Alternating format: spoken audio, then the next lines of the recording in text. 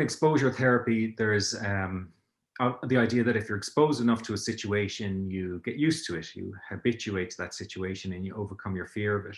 But what a lot of people report is that when they're in those situations, they white knuckle their way through it just to get through it. So they create a lot of kind of tension, and they get through it and they feel a sense of success, but they somehow aren't confident because they fear that they haven't done it, it's going to come back, they haven't done it right.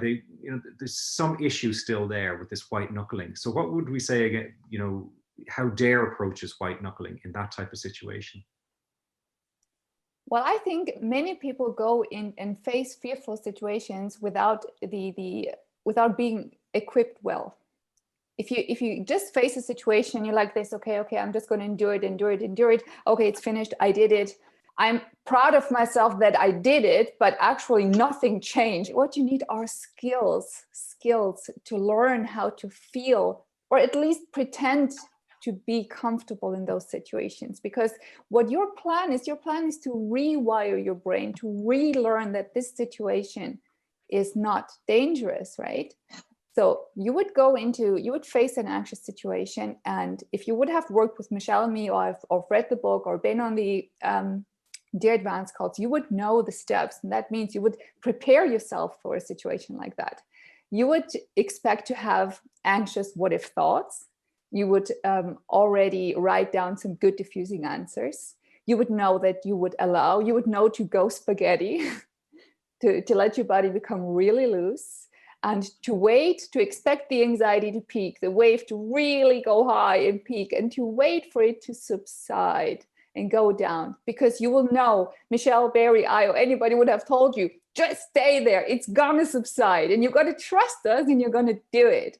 And when you experience this, and this is so important, that you experience and you stay in that situation until the anxiety subsides, and then you're like, oh, I didn't die.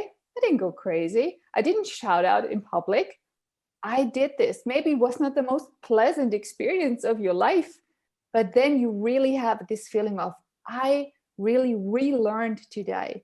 And maybe today my anxiety peaked like this, but I know the next time it's only going to be like this, and the next like this, and the next like this. And the key to this is diffusion, allowance, and reappraisal of the situation and of the physical sensations that you feel. And this is how you really lose your fear of every anxious situation.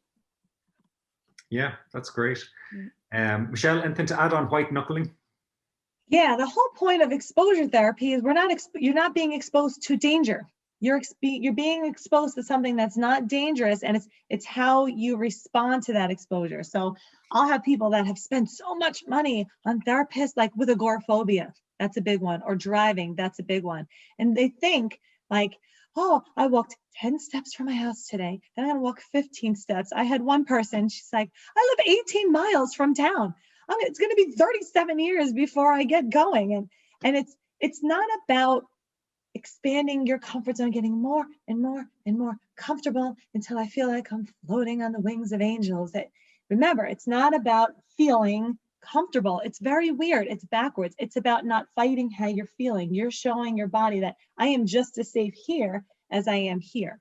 So exposure therapy, and this is where most people get stuck. They spend a lot of money doing a lot of famous exposure therapy programs. But if you're in, let's say, the car is not danger. If the car was on fire, I would say, hang on for dear life, like, until you get out. And then you did survive.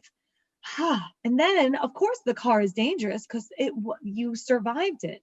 But if I feel fear, and if I'm hanging on this whole time, and then I finish the exposure, and I go, I did it. All your alarm knows is when you did this. So get in that car and feel fear, and that's where you let go. Your alarm might be overreacting, but you want to under-respond. It's going in there, spaghetti, right? Like, I am really fucking scared, but there's nothing to fight. I'm just scared. So when you're going out doing exposure therapy, your alarm sort of needs to ring and go, Michelle, look. You go, yeah, that's why we're here.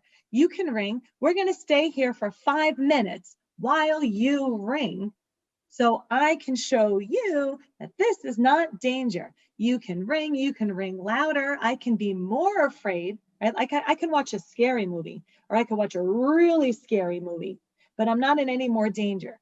And that's the point of exposure therapy, not to, I feel good 5 miles from my house.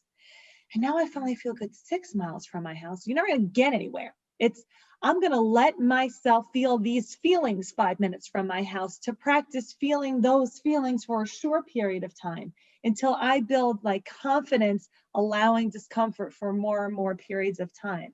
And what happens is, like, as a byproduct of your confidence growing,